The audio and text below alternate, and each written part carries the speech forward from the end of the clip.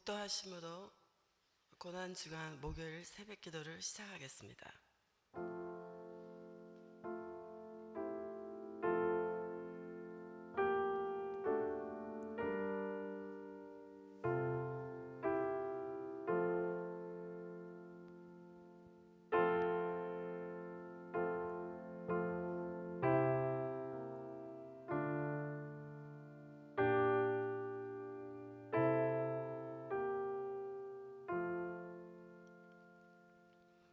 찬송가 149장으로 하나님께 영광 돌리겠습니다.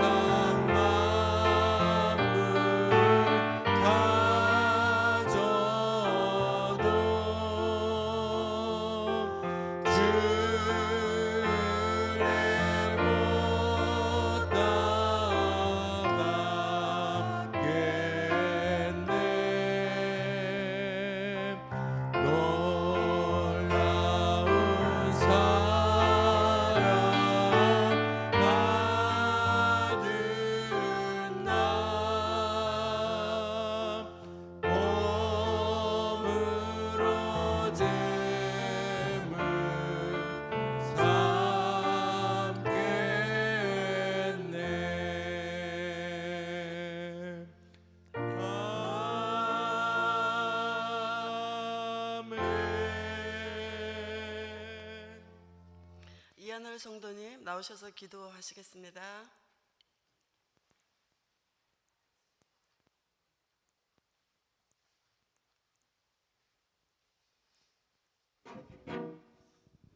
기도하겠습니다. 우리를 위하여 고난당하시며 십자가의 죽으심으로 구원하신 주님을 찬양합니다. 독생자 예수 그리스도를 보내사 모든 인류를 구원하시고 믿는 자들에게 하나님을 아버지라 부르게 하시니 감사합니다. 바쁜 일상의 여정이 있음에도 우리의 하루의 첫 시간을 주님께 드리고자 이 시간 저희들 모였습니다. 이번 한 주 동안 주님의 고난을 깊이 묵상하는 시간들로 채워주시기를 원합니다. 온 성도들이 한 마음으로 기도하게 하시고 하나님을 갈망하는 시간이 되게 하여 주시옵소서. 우리가 짊어져야 하는 우리의 십자가가 무엇인지를 깨닫고 내가 가야 하는 고난의 길, 고난의 잔을 우리도 마시며 그 길로 걸어갈 수 있도록 하나님 인도하여 주시옵소서. 세상과 타협하며 세상을 위해 살아가는 저희들의 욕심을 버리게 하시고 온전히 주님만을 바라보는 고난 주간이 되기를 원합니다. 우리의 삶 속에서 주님의 보혈의 흔적이 새겨지게 하시고 헌신과 감사의 삶이 되게 하여 주시옵소서. 예수님을 닮은 모습으로 살아갈 수 있도록 이끌어 주시며 우리의 중심이 주님이 되어 날마다 주님의 사랑을 본받고 주님의 행함을 닮아갈 수 있도록 인도하여 주시옵소서. 이 시간 주님을 신뢰하며 주님의 음성 듣기를 원합니다. 말씀을 전하실 목사님께 성령의 능력으로 충만하게 하시옵고 놀라우신 사랑을 선포하는 시간이 되게 하여 주시옵소서. 예배의 시종을 주님께 의탁하오며 우리를 위해 희생하신 사랑이 가득한 예수 그리스도의 이름으로 기도드렸습니다. 아멘.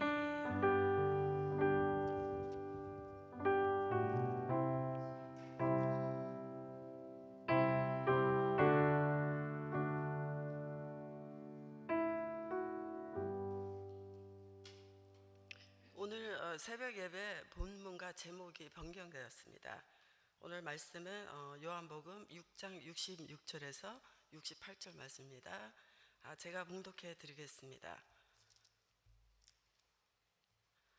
그때부터 그의 제자 중에서 많은 사람이 떠나가고 다시 그와 함께 다니지 아니하더라. 예수께서 12 제자에게 이르시되 너희도 가려느냐? 시몬 베드로가 대답하여 주여 영생의 말씀이 주께 있사오니 우리가 누구에게로 가오리이까? 아멘. 지난 3일 동안 동영상을 통해서 우리 선교사님 말씀을 통해서 많은 은혜를 받았고 또 오지에서 너무 뜻깊고 너무 큰 일을 하고 계신데 하나님이 너무 기뻐하시는 일을 하고 계신데 너무 아무 일도 아닌 것처럼 작은 일처럼 그렇게 겸손하게 말씀 전해주시는 이따 선교사님 나오실 때 여러분 열렬하게 환영해 주시기 바랍니다. 지금은 특별 찬송 루디아 나오미 선교 나와서 주님께 영광 하나님께 찬양 드리겠습니다.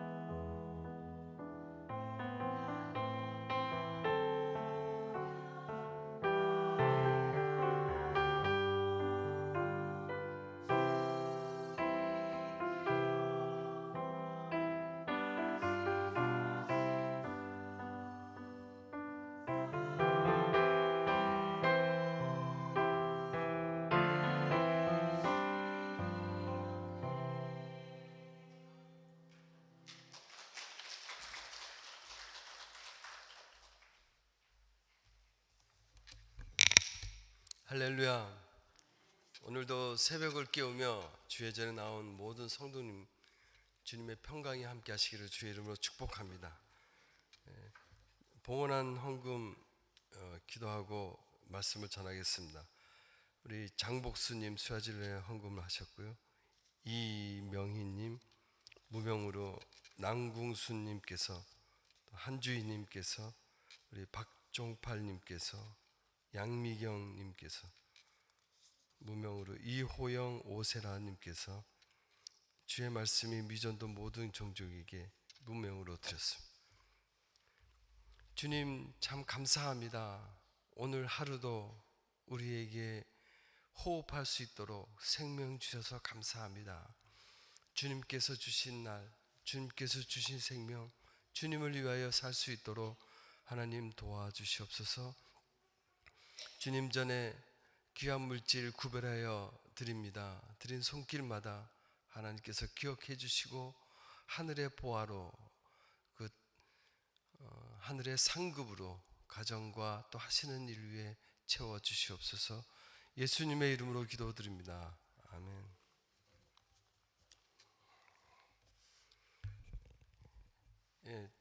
주님의 은혜로 정말 부족한 제가 지금까지 사역을 하게 됐습니다. 제 자신을 돌이켜보고 생각하면 생각할수록 정말 무익하고 마른 막대기 같습니다.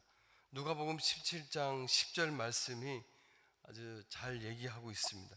이와 같이 너희도 명령을 받은 것을 다 행한 후에 이르기를 우리는 무익한 종이라 우리의 하여야 할 일을 한 것뿐이라 할지니라. 근데 어떻게 보면 저는 이 말씀보다 더 해야 할 일도 제대로 하지 못한 정말 너무 무익한 그런 사람이 아니었나 이렇게 생각합니다. 주어진 인연들을 더 사랑하고 더 섬겨야 되는데 늘 부족함과 또 안쓰러움 뿐이었습니다.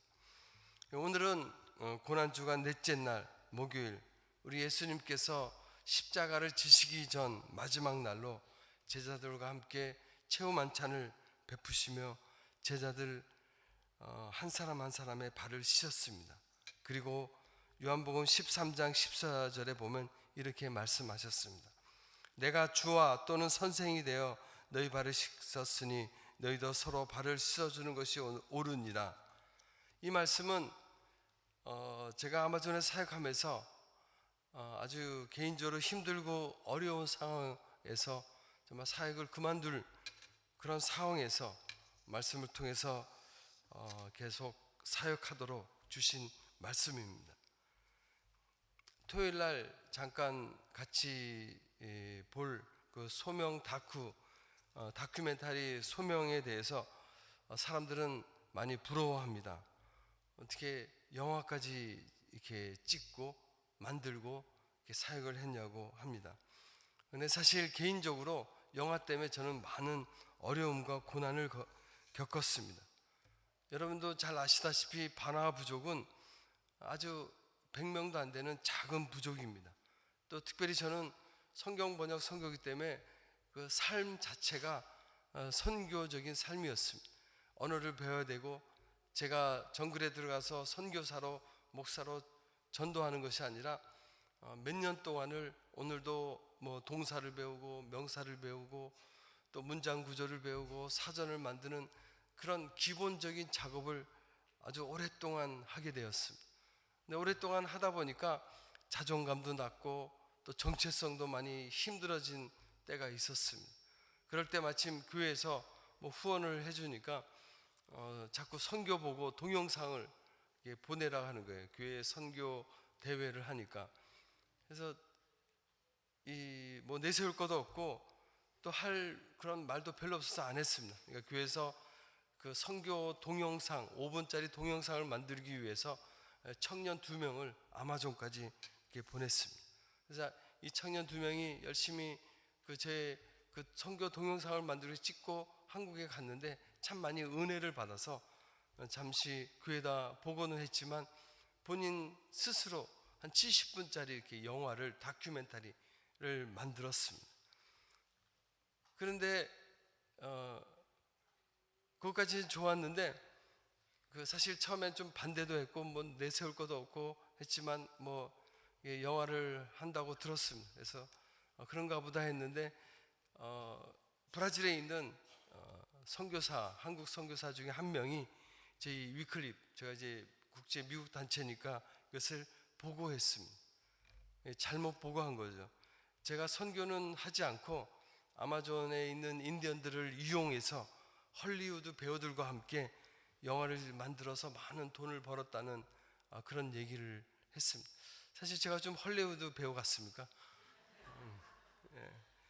그래서 본의 아니게 참 어려움을 겪었고 선교 보고용이었는데 이 친구가 이렇게 좀 더 많은 양을 하게 됐지만, 그래서 본의 아니게 선교지에서 사역을 그만두고 나오게 됐습니다.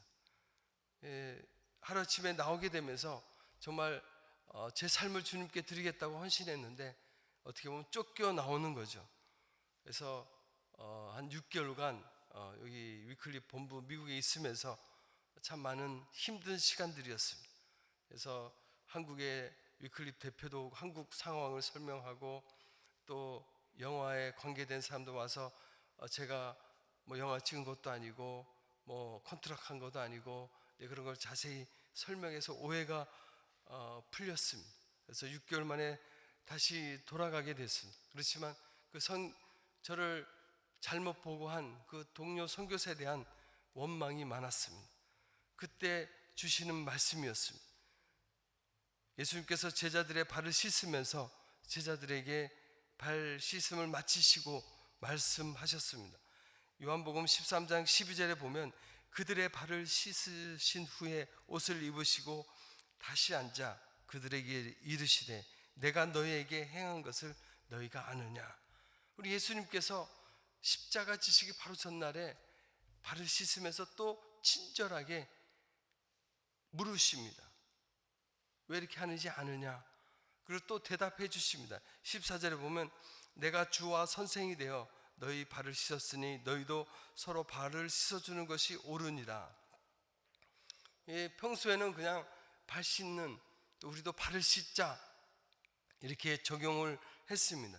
근데 보면 너희도 서로 발을 씻어주는 것이 옳으니라. 서로의 제 눈이 마음이 아주 많이 이렇게 가게 되었습니다. 예수님께서 제자들의 발을 씻으신 후에 내가 너희 발을 씻었으니 너희도 내 발을 씻으라. 그럼 제자들이 아마 존경과 감사의 마음으로 예수님의 발을 씻었습니다. 내가 너희 발을 씻었으니 너희도 세상에 가서 정말 가난하고 힘든 사람의 발을 씻어주라 하면 아마 씻었을 것입니다. 그런데 예수님께서 발을 씻으라고 한 대상이 바로 동료의 발이었습니다. 성경을 보면 제자들이 예수님께서 왕이 되시며 또 그 하늘나라의 왕이 되면 누가 총리가 되고 누가 장관이 되고 하는, 그러면서 자리 싸움을 아주 참 많이 했습니다. 마가복음 9장 34절에 보면 저희가 잠잠하니 이는 노중에서 누가 서로 크냐 하고 쟁론하였습니다. 또 야고보와 요한은 자신의 어머님까지 가세하면서 높은 자리에 오르려고 했습니다. 마가복음 20장 보면 그때 세베대 아들의 어미가 그 아들들을 데리고 예수께 와서 절하며 무엇을 구하니 예수께서 가라사대 무엇을 원하느뇨 가로되 이 하나의 두 아들을 주의 나라에서 하나는 주의 우편에 하나는 주의 좌편에 앉게 하소서. 또 다른 성경 보면 야고보와 요한은 어머니가 말씀하신 것뿐이 아니라 본인 스스로도 예수님께 최고의 자리를 요구했습니다. 그리고 또 누가복음 22장에 보면 예수님께서 잡히시던 전날까지 이렇게 자리 싸움을 했다고 얘기하고 있습니다. 누가복음 22장 24절에 보면 또 저희 사이에 그중 누가 크냐 하는 다툼이 난지라 하고 얘기하고 있습니다. 예수님께서는 정말 이제 십자가를 지시고 또 고난의 잔을 마셔야 되는 그런 어려운 상황에서 제자들은 서로 큰 거 작은 것에 대해서 싸우고 했습니다. 이때 예수님께서 마지막 날에 제자들의 발을 씻으면서 너희를 무시하고 너가 다퉜던 그 친구 동료, 너희를 깔봤던 그 동료의 그 발을 씻어주라고 하고 얘기하고 있습니다. 어떻게 보면 간단한 일이고 아주 단순한 일이지만 내 옆에서 함께 경쟁하는 그 얄미운 그 친구들의 발을 씻는 것은 자존심 상하는 일입니다. 무릎 꿇고 하는 일들은. 저도 이 말씀을 묵상하면서 참 많이 힘들었습니다. 내가 발을 씻어야 될 대상이 바나바 부족 인디언도 아니고 또 많은 강변마을 사람도 아니고 나를 고발하고 나를 어렵게 했던, 시기 질투했던 그 동료 선교사의 발을 씻어라는 그 주님의 말씀을 묵상하면서 제가 많이 회개했습니다. 그리고 잊기로 하고 다시 아마존에서 선교를 감당하게 됐습니다. 사실 그렇습니다. 누가 우리의 마음을 아프게 합니까? 바로 우리 옆에 있는 사람입니다. 나와 같이 함께 교회 일을 하는, 같은 일을 하는, 어떻게 보면 동종업자라고 그러죠. 그런 사람이 참 많이 아픈 마음을 아프게 합니다. 정말 우리 예수님께서 서로 발을 씻으라, 친구의, 가족의 발을 씻으라 말씀하신, 우리 고난 주간에 말씀하신 주님의 말씀에 순종해서 발을 씻는 우리 모든 분들이 되시기를 주의 이름으로 축복합니다.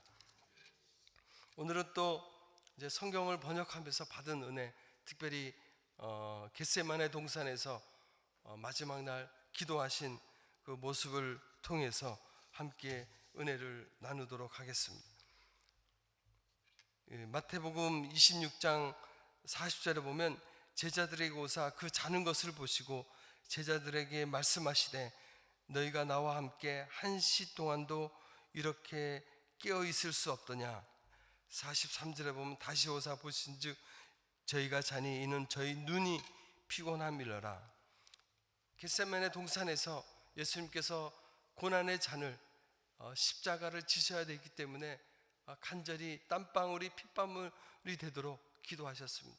주님, 하나님 아버지, 할 수 있거든요. 이 잔을 내게 옮겨 주소서.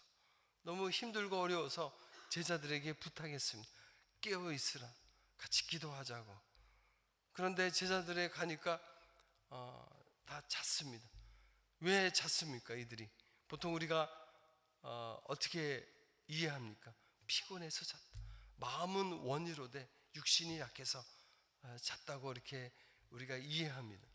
그래서 적용을 정말 육신의 연약함을, 피곤함을 깨우고 새벽을 깨우고 주께 와서 기도해야지 이렇게 적용을 하기도 합니다. 그런데 우리 성경을 더 자세히 읽어보면 이거보다 더 깊은 뜻을 우리가 깨닫고 발견할 수 있습니다. 왜 이들이 잤느냐? 이 보면 눈이 피곤함이려라 마태복음에 나오지만 누가복음 22장 45절에 보면 더 구체적으로 나옵니다. 기도 후에 일어나 제자들에게 가서 슬픔을 인하여 잠든 것을 보시고, 제자들이 피곤해서 잔 것이 아니라 정확하게 나옵니다. 슬퍼서 잤다고 얘기하고 있습니다. 슬퍼서 울다 보니까 눈이 무겁고 눈이 피곤해서 잔 것입니다. 육신의 피곤해서 잔 것이 아닙니다. 아무리 미련하고 어리석은 제자라 할지라도 예수님께서 체험 한찬을 하시고 또 제자들의 한 사람 한 사람의 발을 씻으면서 그 예수님의 고난과 고통과 어려움을 느꼈을 것입니다. 그동안 계속해서 나는 이제 십자가를 지고 나는 이제 고통당하고 죽을 것이라 말씀은 하셨지만 깨닫지 못했지만 마지막 그 자리에서 아마도 이들은 깨달았을 것입니다.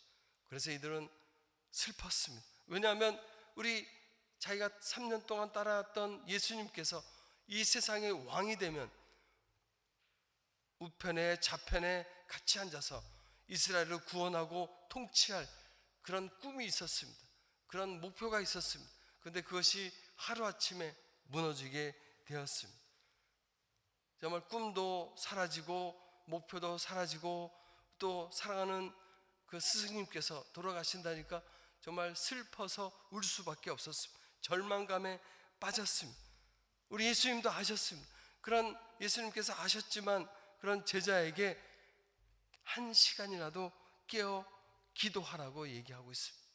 아시는 예수님께서 너 감정대로 슬픔대로 살지 말고 기도하라 라고 얘기하고, 기도할 때만이 그것을 넘어갈 수 있다고 얘기하고 있습니다. 사실 이 본문은 제가 한 6년 전에 저희 아마존에서 사역할 때 제 어머님께서 아주 아프시다는 위독하시다는 얘기를 들었습니다. 이제 형제들이 연락이 와서 어머니가 이제 임종이 가까우니까 다 가족들을 부르라고 얘기를 했습니다. 중환자실에 계신 어머니의 모습을 보면서 생각하면서 참 많이 힘들었습니다. 정말 그 선교를 한다고 하면서 어떻게 보면 바리새인 같이 고르반, 하나님께 들음이 되었다고 하고 부모를 공양하지 못한 그런 죄인 같아서 슬펐습니다. 그러면서 사역도 제대로 못했습니다. 내가 무슨 선교를 하는가, 부모도 제대로 섬기지 못하는데, 슬퍼하고 힘들어했을 때 오늘 누가복음 22장 말씀을 통해서 우리 예수님께서 슬퍼도 너 감정대로 살지 말고 기도하라 라고 말씀하셨구나, 이걸 저에게 깨닫게 해주시고 적용하게 하셨습니다. 그렇구나, 우리가 슬퍼도 우리가 감정에 휘두르지 말고 기도할 때 우리가 그 사명을 감당할 수 있도록 하나님께서 해주셨습니다.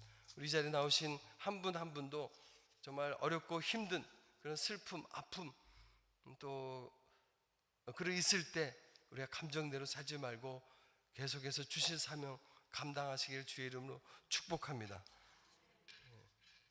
이 성경 번역을 하면서 참 많은 깨달음을 주시고 은혜를 이렇게 하나님께서 주셨습니다. 근데 번역을 하면서 또 어려운 것 중에 하나가 눈에 보이지 않는 그 추상 명사를 발견하는 것입니다. 거룩하다, 뭐 이렇게 예를 들어서 머리 뭐 이렇게 하면 가르치면서 이렇게 따띠 뭐 손 이렇게 하면서 배울 수가 있지만 추상 명사는 어떻게 할 수가 없잖아요.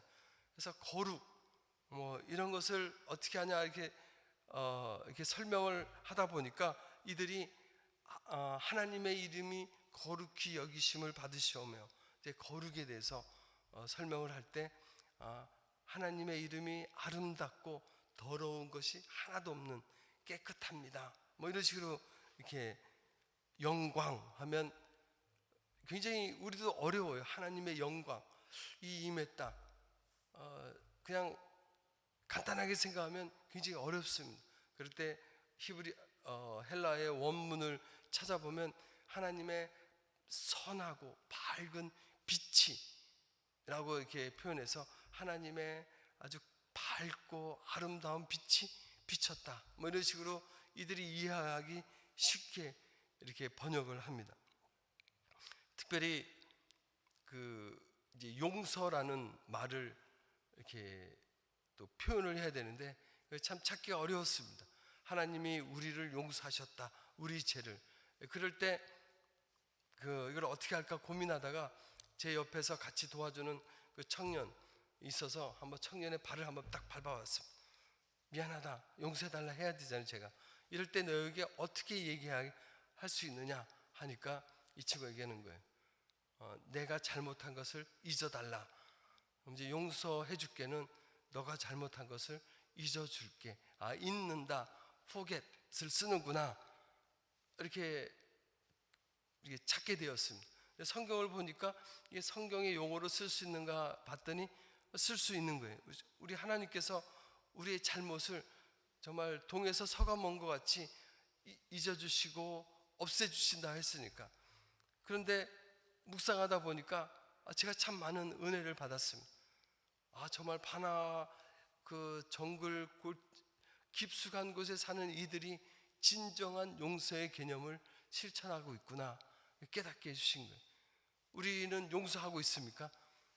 한 번 용서하고 두 번 용서하고 세 번 용서까지는 해줍니다. 근데 네 번째는 내가 이렇게 용서했는데 가중처벌을 내리잖아요. 그건 잊지 않은 겁니다. 완전히 잊었을 때 한 번 했는지 70번을 했는지 7번 했는지 있다 보면 70번씩 7번 뭐 계속 용서해 줄 수가 있는 거예요. 잊으니까 잘못해도 또 있고 또 있고 또 있으니까 계속 용서를 하는 게 아마존 바나 부족인데 우리는 성경적인 용서하진 않는 것 같아요. 우리 문화 속에서 용서하는 것 같아요.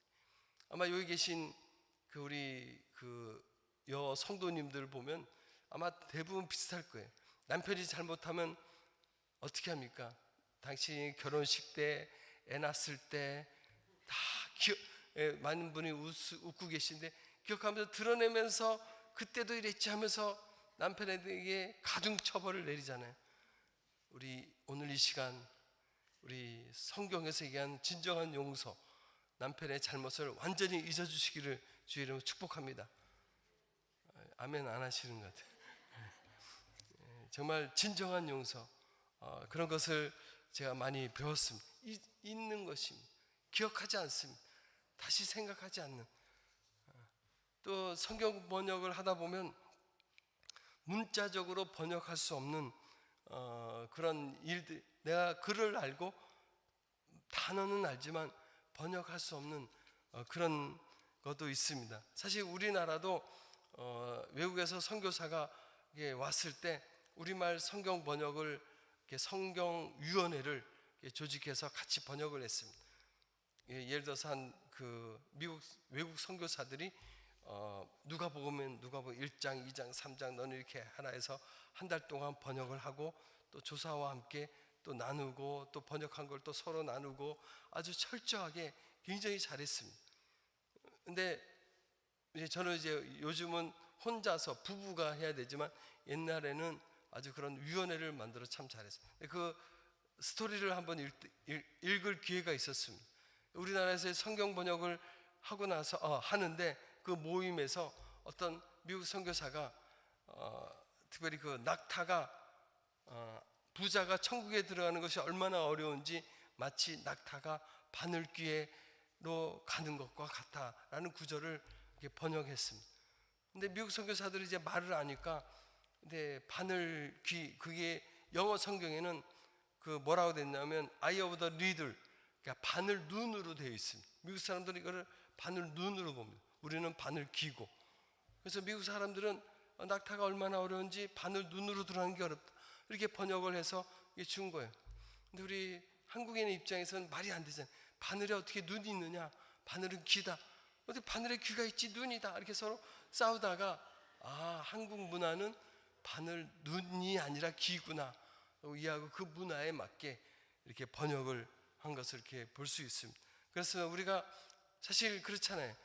경상도는 밀가리라 하고 봉다리라 하고 봉투 또 밀가루 뭐 이렇게 다 다르듯이 이게 조그만 마을이지만 이쪽에 사는 사람 저쪽에 사는 사람 바나나를 유파리라 하고 이파리라 하고 막 서로가 이렇게 다릅니다. 그래서 다 이렇게 취합해서 이들이 결정하고 한 단어를 선정하는 그러면서 하나씩 성경 번역을 이렇게 하게 됐습니다. 좀 어렵지만 사실 저는 그런 것들이 참 좋아하고 참 재미있고 또 은혜를 받으며 참 감사한 시간들을 보냈습니다. 그럼에도 불구하고 사실 정글에서 하는 것이 쉽지는 않습니다. 아주 깊은 가도 그 사람을 만날 수 없는 부족밖에 없는 그런 깊은 정글 속에 덜렁 저 혼자 있고 저랑 아내가 있잖아요. 어떤 일이 일어날지 아무도 모르는 정말 그곳에 정말 주님 도우심 없이는 정말 쓰러지고 부족한 아무것도 할 수 없는 그런 상황이었습니다.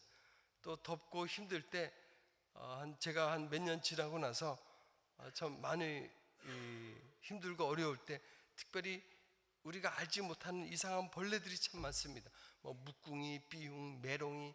얘네 메롱이는 뭐 메롱메롱하면서 괴롭혀서 그런지 막 그런 벌레들의 이름이 많이 있습니다. 이런 벌레들과 이렇게 싸우고 힘들어서 정말 복음도 전하고 말씀도 번역하고 싶은데 이런 외부적인 환경이 저를 참 많이 괴롭히는 거예요. 그럴 때 이런 기도를 해서 주님 정말 이 정도면 되지 않았습니까? 저도 좀 그 사역지를 좀 시원한 데로 옮기고 싶습니다. 좀 그런 기도를 했습니다. 그럴 때 주신 말씀이 오늘 읽었던 본문의 말씀입니다. 요한복음 6장 66절의 말씀입니다.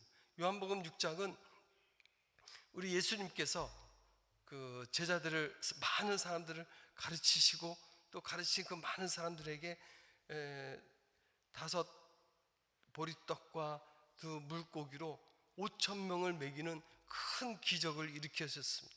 그러니까 이제 일으키고 나서 많은 사람이 먹고 또 많은 사람들이 예수님을 따라갔습니다. 그럴 때 우리 예수님께서 눈에 보이는 이 세상의 떡을 찾지 말고 내가 바로 생명의 떡이다, 나를 통해서만이 영원히 살고 천국에 갈 수 있다 하고 영생을 주시고자 가르치셨습니다. 그럴 때 많은 사람들이 그 예수님의 말씀을 듣고 떠났다고 얘기하고 있습니다. 그럴 때 예수님께서 요한복음 6장 67절에 보면 제자들의 이르되 너희도 가려느냐, 너희도 가려느냐. 많은 사람들이 떠났을 때 예수를 따르는 제자들이 떠났다고 합니다. 예수님의 가르침에도 불구하고 자기가 이해가 되지 않고 자기 생각에, 판단에, 경험에, 그동안 배웠던 지식에 이해가 되지 않으니까 떠나는 것입니다.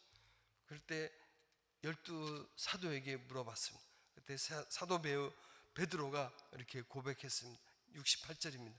주여, 영생의 말씀이 계심에 우리가 누게로 가오리까? 내가 좀 이해가 되지 않더라도, 내가 좀 힘들고 어렵다 하더라도 정말 주님 말씀, 영생의 말씀이 있는데 어디로 가겠습니까? 이 베드로의 고백을 받고 제가 다시 한번 결단하는 시간을 가졌습니다. 정말 영생의 말씀을 이들에게 주기로 왔는데 내가 좀 힘들고 덥고 또 벌레 때문에 가렵다고 어디로 가겠습니까? 주님 용서해 주십시오.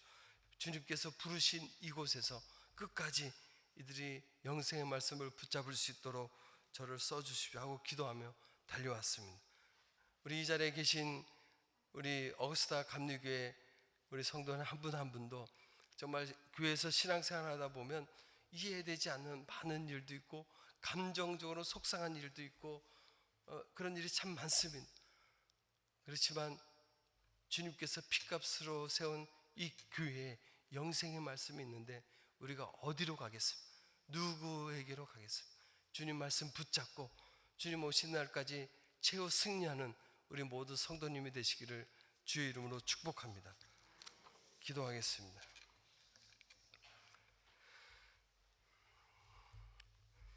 하나님 아버지, 참 감사합니다.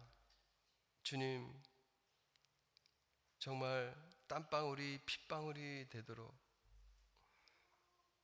피 흘리시며 겟세마네 동산에서 기도하신 주님, 너희도 1시간이라도 깨어 기도하라 말씀하신 주님, 정말 아무리 힘들고 어렵고 슬퍼도 주님 영생의 말씀 붙잡고 기도하는 우리 모두가 되게 도와주시옵소서. 예수님의 이름으로 기도드립니다.